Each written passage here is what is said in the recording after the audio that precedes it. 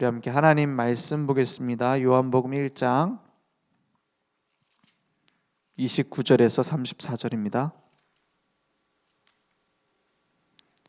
요한복음 1장 29절에서 34절 말씀, 제가 한 절 여러분이 한 절 교독하겠습니다. 이튿날 요한이 예수께서 자기에게 나아오심을 보고 이르되 보라, 세상 죄를 지고 가는 하나님의 어린 양이로다.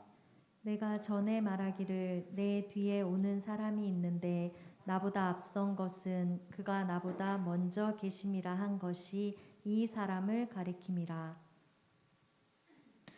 나도 그를 알지 못하였으나 내가 와서 물로 세례를 베푸는 것은 그를 이스라엘에 나타내려 함이라 하니라.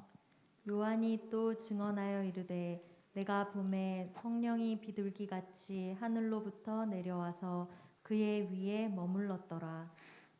나도 그를 알지 못하였으나 나를 보내어 물로 세례를 베풀라 하신 그 이가 나에게 말씀하시되 성령이 내려서 누구 위에든지 머무는 것을 보거든 그가 곧 성령으로 세례를 베푸는 이인 줄 알라 하셨기에 내가 보고 그가 하나님의 아들이심을 증언하였노라 하니라. 아멘. 오늘 이 말씀은 너무나 유명한 말씀이기도 하고 우리가 정확하게 붙잡으면 중요한 삶의 모든 길을 찾을 수 있는 말씀입니다. 오늘 하나님의 어린 양 되신 예수 그리스도를 선포하는 증인되기 원합니다. 그래서 하나님께서 우리를 구원하실 때 많은 방법을 쓴 게 아니죠.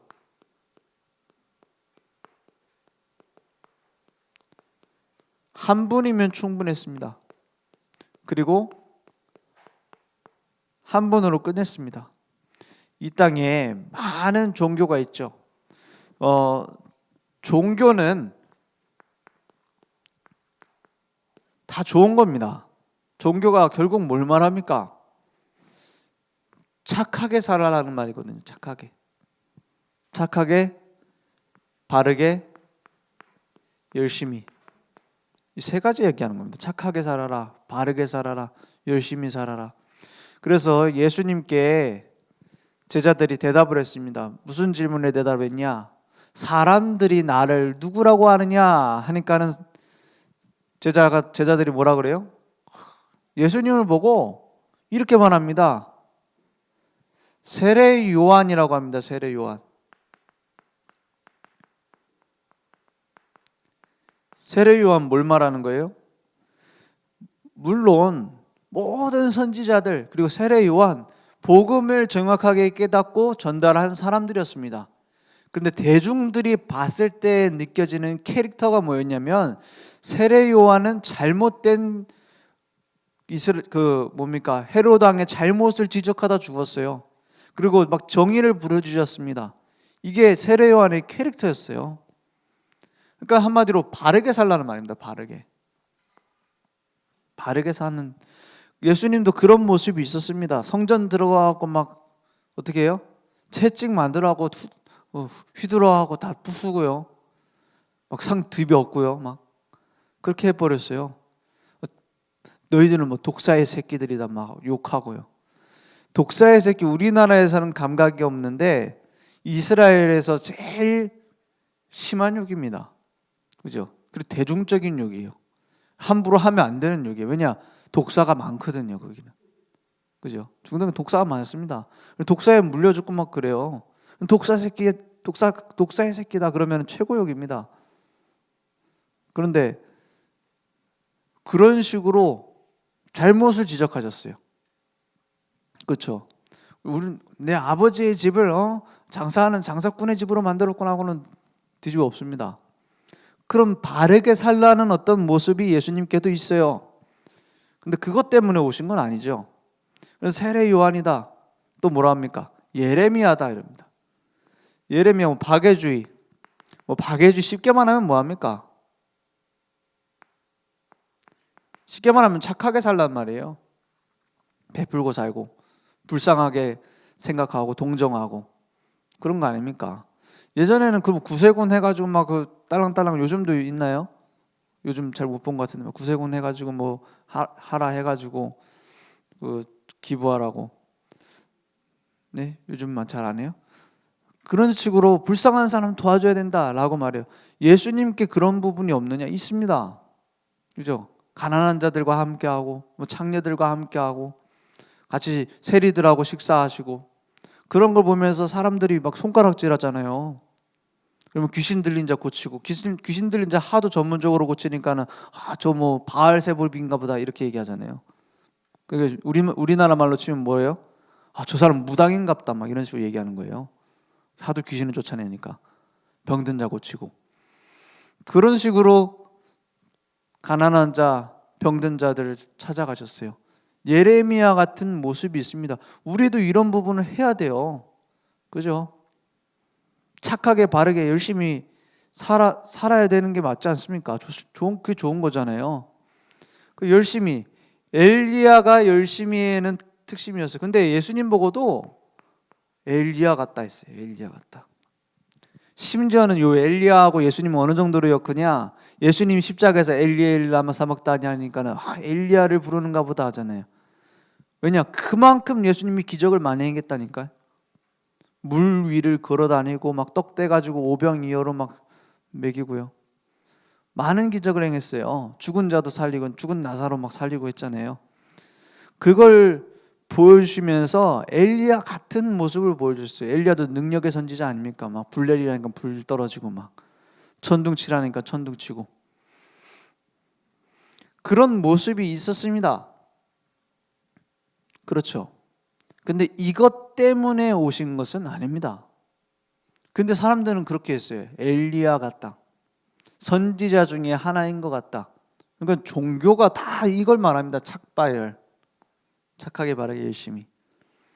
그러면 반대로 말해 봅시다. 그럼 복음은 못된 겁니까? 약간 못되게 굴면서 착하게 좀 그렇게 못되게 하지 말라면은 뭐 그게 복음이냐 하는 사람이 있어. 못되게 하는 건 또 그것도 복음은 아니죠. 바르게 보면은 뭐 허투루 해야 됩니까 다? 돈 계산도 막 틀리게 하고 막 이래야 됩니까? 이런 거는 뭐죠? 기본이다 이거예요. 그죠? 상식입니다, 상식. 그러면 누가 저를 째려볼까요? 바르지 못한 모습을 보는 저희 집사람이 째려보겠죠? 열심히 안 사는 게으른 모습을 보는 사람들이 째려보겠죠?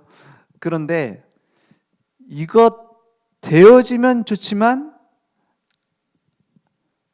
이것 때문에 예수님이 오신 게 아니란 말이에요. 그 본질을 놓치면 안 된다는 겁니다. 그죠? 무엇 때문에 예수님이 오셨습니까? 예수님이 오신 이유는 그리스도의 일을 하러 오셨습니다. 너무나 잘 알죠. 왕, 제사장, 선지자라고 해야 될 것인데 요 왕, 제사장, 선지자의 일을 이루시기 위해서 반드시 필요한 세 가지 조건이 있어요. 복음이 무엇이냐 했을 때 우리는 예수가 그리스도다 이렇게 말합니다. 그분이 우리의 왕, 제사장, 선지자다. 참 왕, 참 제사장, 참 선지자다. 하나님 만나는 길, 사단의 권세를 깨뜨리신 참 권세, 죄의 권세에서 우리를 해방하신 그리스도. 그렇잖아요. 이 그리스도라는 증거로 반드시 해야 될 일이 있어요. 그래서 혹시 내가 하나님의 어린 양 메시아다라는 사람은 이 세 가지를 하시면 메시아가 됩니다.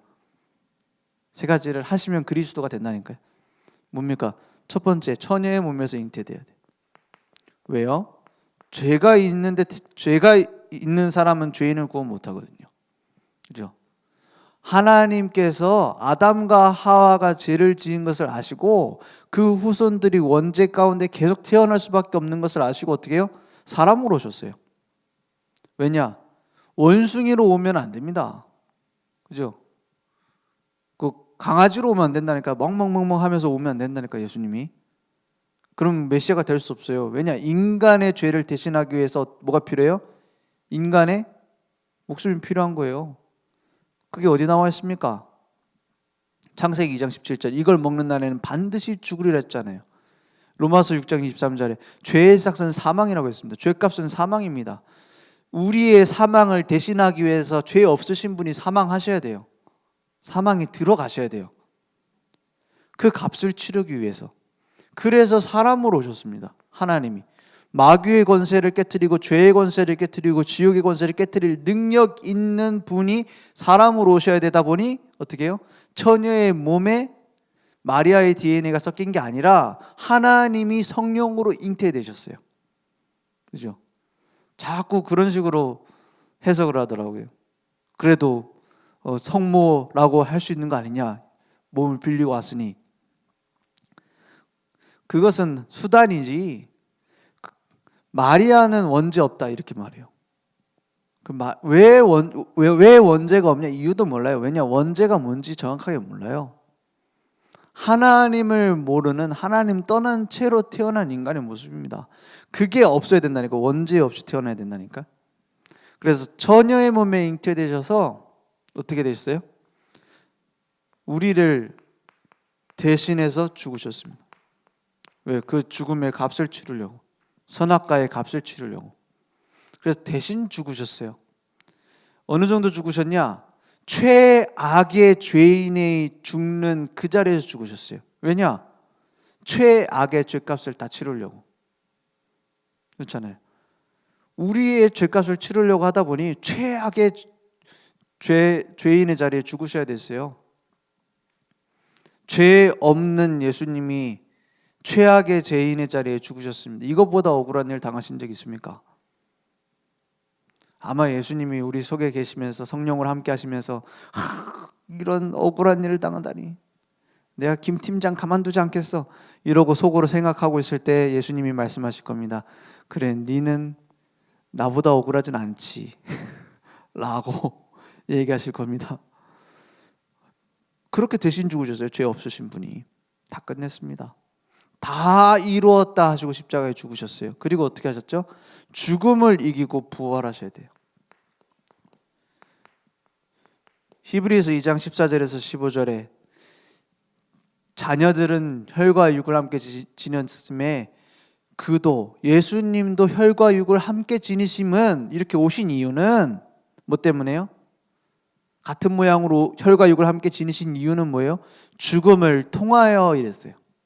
죽음을 통했단 말은 우리를 대신해 죽으시고 부활하심으로 죽음의 세력을 잡은 자 마귀를 멸하시며 또 뭐예요? 15절에 또 죽기를 무서워함으로 한평생 매여 종노릇하는 모든 자들을 어떻게 해요? 놓아주려 하심이라. 죽음은 이겨야 죽음의 권세에 붙잡힌 우리를 놓아주죠. 그죠? 자기도 붙잡혀 놓고 우리를 어떻게 놓아줍니까? 지옥 권세, 사망 권세를 깨트리고 우리를 건져내신 거예요. 그래서 요 세 가지를 하면은 그리스도입니다. 그래서 우리 렘넌트 예배 드릴 때 혹시 이거 할 수 있는 사람 손 들어봐 하니까 한 명 들더라고. 그래서 다른 거는 모르겠고 이제 엄마한테 물어보면 되고 세 번째 한번 해볼까? 아무도 못해요. 맞죠? 지금 부활할 거라고 시체에 얼려놓은 사람이 얼마나 많은 줄 압니까? 언제 부활할지 몰라요. 사이비 교주들 막 얼려놨어요. 냉동해놨어요. 돈 엄청 듭니다. 저 북한의 김일성, 김정일 그 시체도 얼려놨잖아요. 왜 얼렸는지 몰라요. 부활할 거라는 건지. 부활한 적이 없습니다. 그죠? 어떤 사람 무덤에서 걸어 나왔다던데 그건 덜 죽은 거죠. 그죠? 예수님은 십자가에서 죽으시고 완전히 죽으시고 부활했다는 증거가 있습니다. 예수님의 옆구리를 찌를 때 물과 피와 물이 나왔다고 했어요.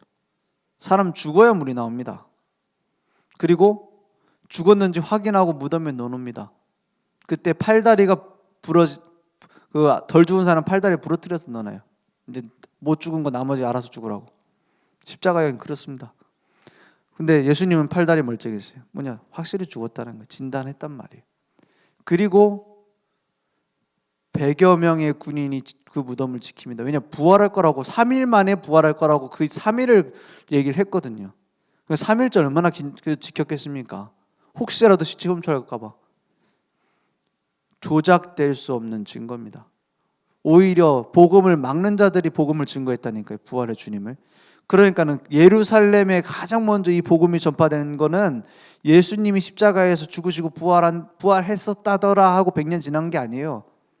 단 며칠 뒤에부터 부활하신 주님을 선포하기 시작합니다. 만약에 그때 예수님의 시체가 있었다면 꺼내면 돼요. 그렇지 않습니까? 확실한 증거로 예수는 그리스도라는 증거를 주셨습니다. 그죠? 우리의 주인 될 자격 어느 정도 되면 주인 될 수 있습니까? 요즘 나오는 모든 문화는 뭘 강조해요? 모두 다 이걸 강조합니다. 아닌 거 거의 없어요. 뭘 강조하냐? 네가 너의 주인이야. 이거 강조합니다. 자세히 보세요. 네가 원하는 걸 찾아야 돼. 네가 하고 싶은 걸 해야 돼. 애니메이션 100%입니다. 지금 나오는 거. 요즘 애들하고 영화관 가서 보신 적 있으세요? 없어요. 없어요. TV에도 많이 하잖아요. 그런 막 애들이 좋아한다더라. 요즘 이 노래가 좀 애들이 많이 부른다더라. 그래갖고 학교에서 그 영어 노래도 가르치고 하잖아요.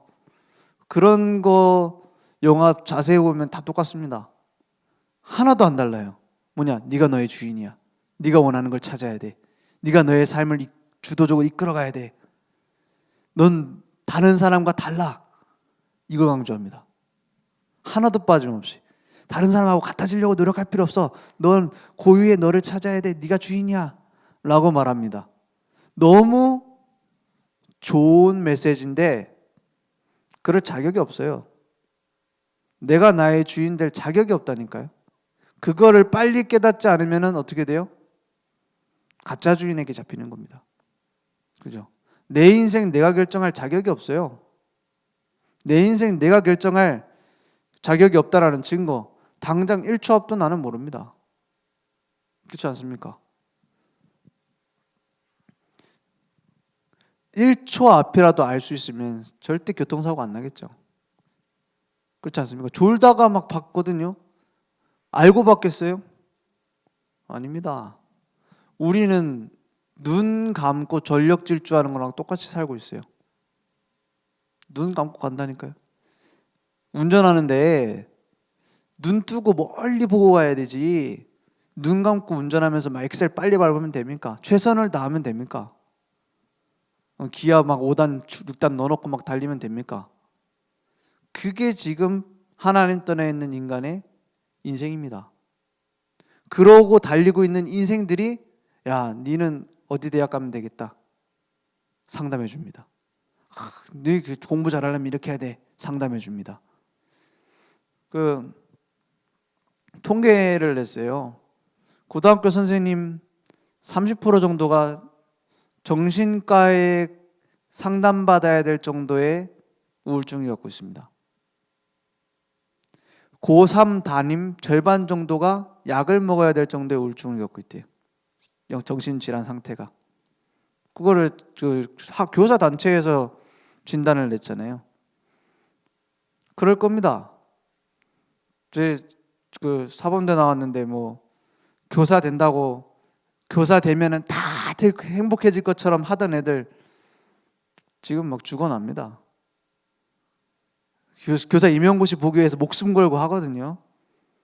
교사 한번 되려고 뭡니까 나라에서 하는 시험 있잖아요.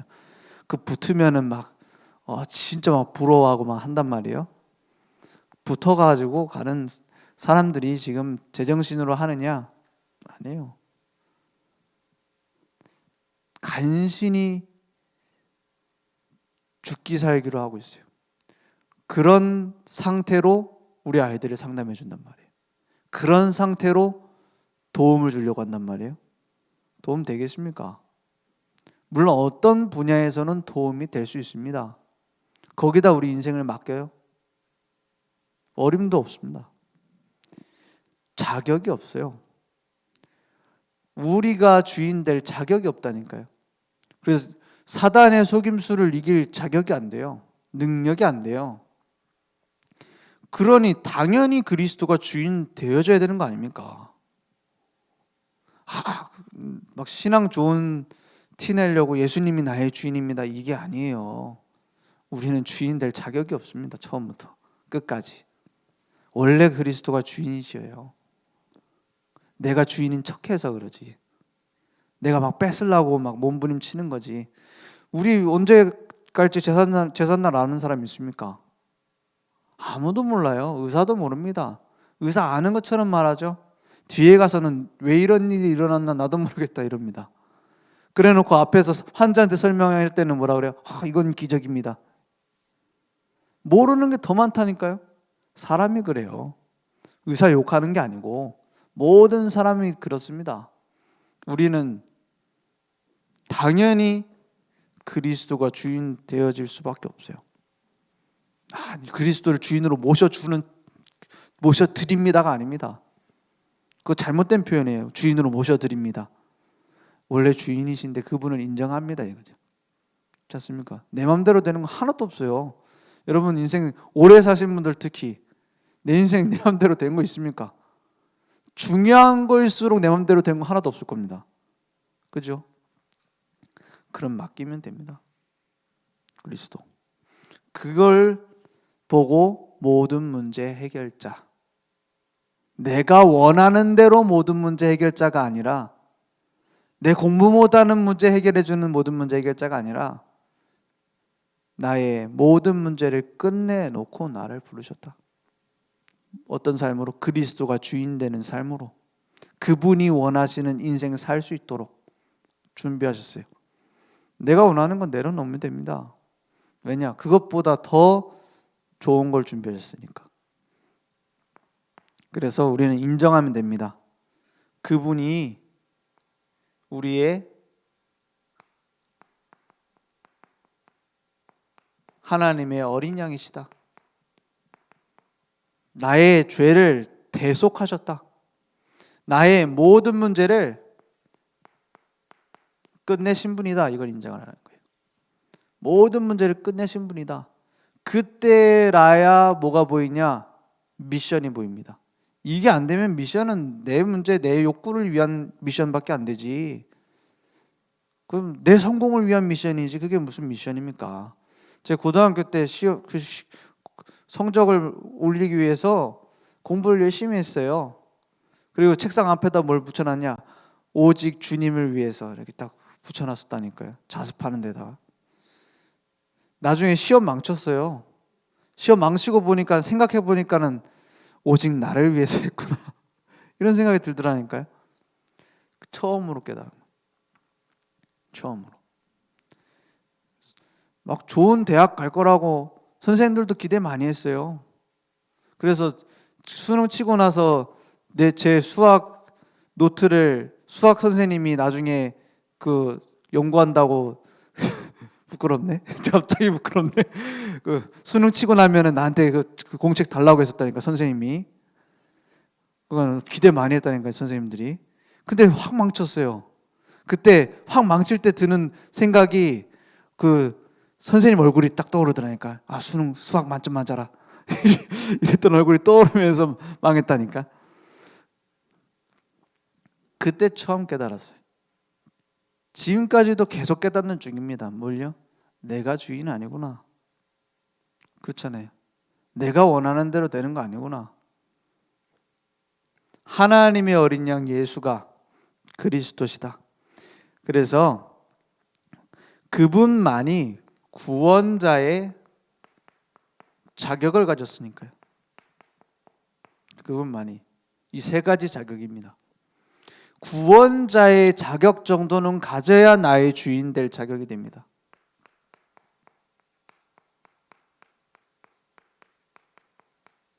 우리는 막 욕심 버린다 하잖아요. 동기 버린다 하잖아요. 진짜로 보면 그거 아닙니다. 우리는 주로 뭐라고 있냐? 온갖 쓰레기를 다 손에다 쥐고 있어요. 지나갈 거를. 다 쓰레기를 손에다 딱 쥐고는 뭐예요? 열심히 뜁니다. 어디로 가는지도 모르고. 그렇지 않습니까? 그거를 빨리 쓰레기통에 버리라고 하는데 그게 어렵습니까? 진짜 것을 붙잡아야 되는데. 내 동기, 내가 뭐 이거 체험돼야 되는 거, 내가 치유돼야 되는 거, 내가 부자 돼야 되는 거, 내가 성공해야 되는 거 내려놔요. 진짜 것을 붙잡아야 돼요. 영원한 거.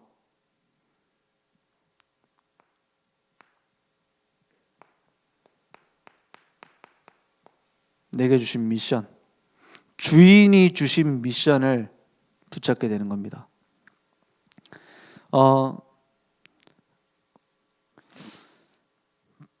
종이 제일 축복받는 종은 어떤 종이냐? 주인에게 인정받는 종이 최고의 종입니다. 내가 나름대로 많은 걸 만들어내는 사람이 아니라, 그래서 하나님이 주신 미션이 나를 끌고 가는 인생이 되는 거예요. 우리는 끌려가는 인생이. 이걸 찾아야 됩니다. 세례 요한이 이걸 봤어요. 그래서 그 세례 요한의 미션이 뭐였냐? 한 가지였습니다. 광야에 외치는 자의 소리다. 왜 외쳐요? 이분이 바로 우리의 하나님 어린 양 그리스도라는 증거를 말하는 겁니다. 그걸 정확하게 알고 누리고 증거하는 것만 했어요. 여기에 우리는 끌려가는 겁니다. 지금 이 시대 정말로 우리가 그렇게 생각합니까? 내 자신이 지금 역사상 최고로 정확한 복음이 2000년 만에 회복됐어요. 그죠? 거기에 대한 감사 있습니까? 더 중요한 거, 거기에 대한 나의 미션이 있어야 돼요. 이게 없으면 의미 없는 인생입니다. 미션이 없으면 의미 없는 인생이요. 제가 보니까 우리 그 단체 안에 굉장히 크게 성공한 랩런트들이 있어요. 서울대학교 나오고 어디 뭐 좋은 데 들어가고 이런 랩런트들이 있는데, 그런 랩런트들 중에서 전혀 하나님께 쓰임 못 받는 랩런트가 있고, 불신자 이제 노예살이 하는 거죠. 반대로 하나님의 쓰임 받는 사람이 있어요. 그러면 거기까지 올라간 고생만큼 전혀 하나님의 축복을 못 받고 있는 사람도 있다니까요. 그 차이가 뭡니까? 딱 하나입니다. 이거 못 발견한 거예요. 주인이 주신 미션, 이걸 못 발견했어요. 그래서 가마꾼 얘기를 했잖아요. 가마꾼이 주인이 불러서 갔어요. 주인이 뭐라 합니까? 야, 내가 오다가 그 중요한 보물을 잃어버렸는데 떨어뜨린 것 같은데 한번 찾으러 갔다 오느라 그 산에 가라고 했어요. 뒷산에 딱 지나올 때 떨어뜨린 것 같다고. 가마꾼이 가만히 가면, 그 소리 듣고 가면 되는데 뭐라 합니까? 저는 그런 거 하는 종이 아니라 가마꾼입니다. 그런 거 안 합니다. 라고 얘기한 거예요. 그러니까 주인이 뭐라 해요? 그래, 네 말이 옳다. 가마 가져와라. 그래서 어떻게 됐어요? 가마를 태워서 주인이 말합니다. 야, 저 산으로 가자. 그래서 가마꾼 땀 뻘뻘 흘리면서, 안 그러면 등에 안 지고 가드릴 건데, 일로 가라 절로 가라, 아까 여기서 떨어뜨린 것 같다 하니까 또 글로 갔다가 헛고생하게 되지 않았습니까? 뭐가 중요해요? 내 생각을 내세우지 말고 하나님이 그러면 왜 이렇게 하셨는가 찾아야 돼요. 하나님이 내 인생을 왜 이렇게 부르셨는가? 그 미션을 찾아야 됩니다. 그게 기도입니다. 그러면 우리에게 필요로 하는 것은 뭐냐? 세례 요한처럼 광야에 외치는 자의 소리로 부르셨는데, 제일 중요한 게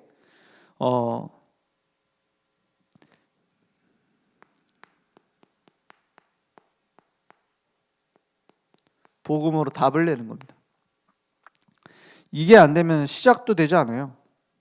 우리에게 주신 복음으로 답이 안 나면 그 진행도 되지 않습니다.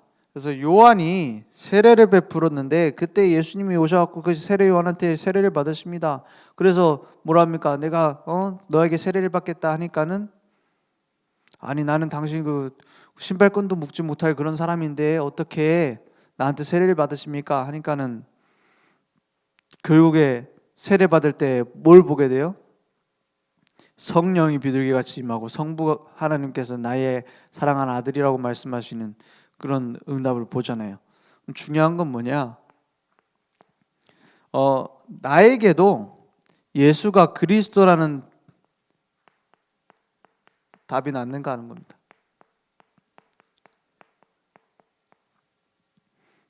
사복음서의 주제는 이거 하나입니다. 성경 전체의 주제도 이거 하나예요. 예수가 그리스도라는 겁니다. 근데 이건 주로 어떻게 체험하게 됐냐? 기적을 통해서요. 치유되면서요. 능력이 나타나서요. 기도에 응답돼서요. 예수가 그리스도였구나 라고 나타납니다. 더 중요한 것은 뭐냐? 왜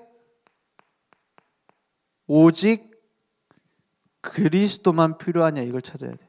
왜 오직 그리스도라 해야지만 되느냐? 저는 말로 배우는 것보다 이거는 확인해 봐야 된다고 생각합니다. 그죠? 우리의 현장에서 우리가 복음을 증거하다 보면 나오게 돼 있어요. 진짜 귀신 들린 사람 있거든요. 왜 점치는 사람도 진짜 귀신 들려서 치는 사람이 있고 배워서 하는 사람이 있습니다. 정신병원에도 진짜 귀신 들린 사람이 있고 그냥 간접적인 영적인 문제로 정신 문제로 와 있는 사람이 있어요. 확 티가 납니다. 언제 티가 나는지 아세요? 복음 전할 때. 복음에 대한 반응이 완전히 다릅니다. 완전히 달라요. 공부해서 한 사람 막 그냥 게임 중독 이런 걸로 정신병원 와 있는 사람은 복음 전하나 마나 뭐 관심 없어요. 귀신 들려갖고 와 있는 사람은 복음 전하면 막 뒤집어집니다. 어떤 사람은 막 항복합니다. 어떤 사람은 막 발작합니다. 반대하고 막 소리 지르고 막 어린 애인데도 막 돌 던지고 그런다니까요. 귀신 들린 애는.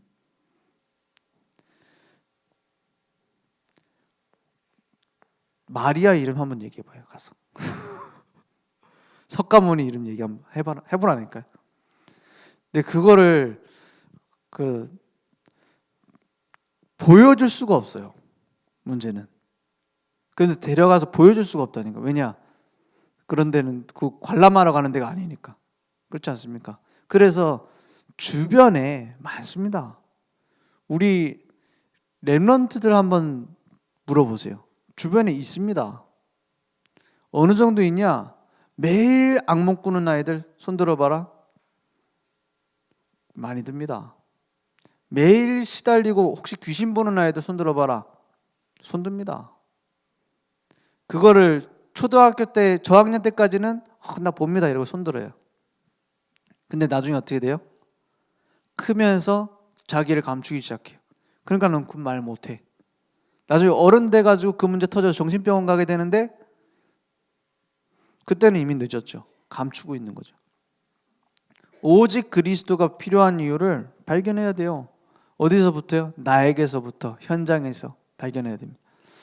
그러니 뭐가 나옵니까? 그리스도가 나의 주인이구나. 이것이 우리에게 확인되어지는 겁니다.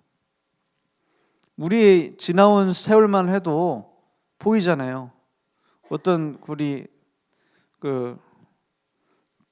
초등부 이런 어린 아이도 뭐라면 지나온 인생을 생각하니 막 이렇게 글 쓰더라니까. 그렇잖아요. 지나온 인생을 생각하면 한 8년 살았는데 막 쓴다니까요. 보세요. 내 마음대로 되는 거 하나도 없다니까요. 근데 지나고 진짜로 기도하면서 한번 인도 받아보세요. 정확하게 하나님이 필요로 하는 과정을 겪어 오신 겁니다. 걸어온 겁니다. 그걸 언제 찾냐? 복음 증거할 때 또 확인하게 됩니다. 아, 이래서 내게 이런 문제를 주셨었구나. 그게 나온다니까요. 그래서 제일 싫어하는 것 속에 하나님의 계획이 다 있어요. 나 이때 너무 힘들었다. 이거 있죠? 이 말을 저희 아내가 제일 싫어해요. 자꾸 그 말하지 말라고. 싫었던 거 생각하기 싫다고. 근데 이게 진리인데 어떻게 말 안 합니까? 성경인데. 그렇잖아요. 모세가 제일 상처받은 애굽에 하나님의 뜻이 다 있었어요. 그렇지 않습니까? 모세는 제일 가기 싫은 곳이 애굽이고 그 중에서도 왕궁이었습니다. 그렇잖아요. 근데 왕궁에서 왕 앞에 나갈 사람은 모세밖에 없었어요. 정확하게 하나님이 그것 때문에 만드셨어요. 그렇지 않습니까? 요셉은 제일 싫은 게 형들 보는 거였을 겁니다. 상처받았으면. 근데 그 형들을 통해서 이스라엘 민족을 이끌 것을 준비한 제자가 요셉이었어요. 싫어하는 것 속에 다 있다니까요. 혹시 그래서 저는 그 현장에 전도 캠프 가라고 보내잖아요. 주로 저는 제일 많이 하는 얘기가 뭐냐면 제일 안 될 것 같은데 제일 가기 싫은 곳으로 가라. 그동안 제일 복음 전하기 싫었던 사람한테 전해라. 그럽니다. 왜 그런지 아세요? 그거는 제일 싫은 사람이 하나님 뜻이다 이 말이 아닙니다.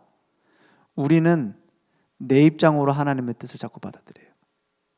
내 입장으로. 하나님 왜 내 이번에 응답 안 했지? 이래 생각합니다. 하나님 이 문제 해결 안 해줬지? 그래 생각한다니까요. 하나님 왜 이건 내게 응답 안 해주지? 나에게 왜 이런 상처를 주지? 반대로 생각합니다. 내가 반대로 생각한 거지 하나님이 반대로 응답하시는 건 아니에요. 그럼 내가 반대니까는 그 반대로 가보라니까요. 그죠? 그 말이지. 그래서 확인하는 겁니다. 아, 나의 인생엔 그리스도가 주인이구나. 그래서 그걸 보고 제자라고 합니다. 제자가 막 훈련 잘 받으면 제자입니까? 맞습니다. 제자라면 훈련을 잘 받아야 되겠죠. 그렇지 않습니까? 제자가 교회를 막 열심히 하면 제자입니까? 그런 부분도 있을 겁니다. 복음이 소중하게 느껴지는 사람은 교회를 소중하게 생각하니까요. 눈 오면 눈 쓸고 싶고 막 그런 거 아닙니까? 그죠? 눈 오면 눈 쓸러 오시라는 말은 아니고 그 교회가 소중하게 생각될 거 아니에요. 복음이 소중하면. 그건 당연한 것이지 제자가 뭡니까? 제자는 뭐 제자 학을 뭐 얘기하자면은 제가 뭐 그런 하기는 없고요. 근데 주님이 말씀하십니다. 제자는 나를 따라오라. 내가 너희로 사람을 낚는 어부가 되게 하리라 했어요. 복음 따라가는 게 제자입니다. 사람 따라가는 게 아니래요. 복음이 나를 이끌어가고 있구나. 그게 제자입니다. 그러니까 뭐 때문에 헌신하고 뭐 때문에 훈련받습니까? 복음 때문입니까? 그게 내게 답으로 나야 돼요. 복음으로 답났단 말이 무슨 말입니까? 복음의 가치에 대한 확신을 말합니다. 내 인생 전부 걸어도 될 만한 복음의 가치. 그걸 예수님이 직접 비유하시잖아요. 뭐라고 하세요? 보아밭. 그걸 사기 위해서 모든 돈을 다 드릴 거 아닙니까? 값진 진주. 가치를 아는 사람만 알아볼 수 있어서 진주 얘기를 한 거예요. 모르는 사람, 저 같은 사람은 플라스틱이고 진주고 구분 못합니다. 그죠? 오히려 가짜가 더 빛나는 거 아세요? 진주는? 그러니까 우리는 다 가짜 산다니까 잘못하면. 볼 줄 아는 사람만 알아요. 그게 수억도예요. 진짜 가치 있는 진주는. 그걸 보고 어떻게 전문가가 그냥 지나치겠습니까? 그걸 복음의 가치를 말하는 겁니다. 그래서 우리를 이 복음을 전할 플랫폼으로 부르셨다니까요.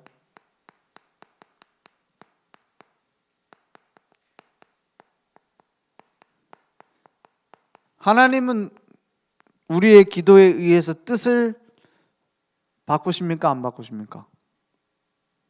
그런 표현이 나와 있기도 해요. 하나님이 뜻을 돌이켜 재앙을 내릴 것을 안 내리셨다.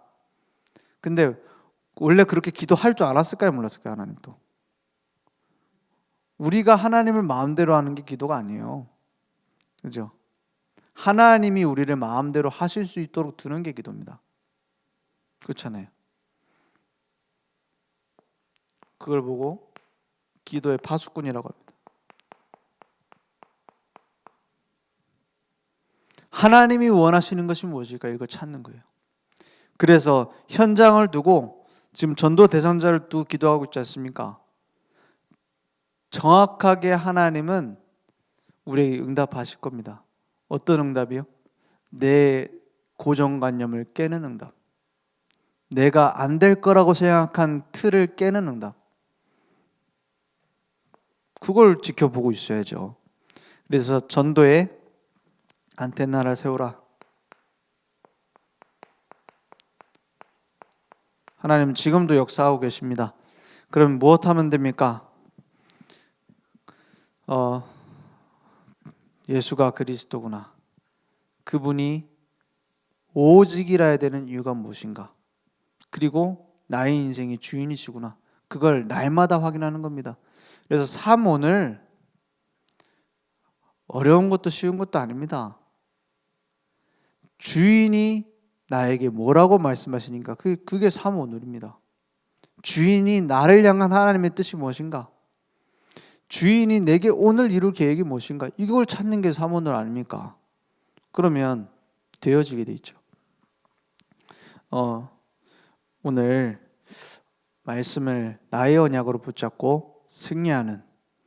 그래서 응답은 어디서 오느냐? 응답은 내가 막 기도해서 바뀌는 데서 오지 않습니다.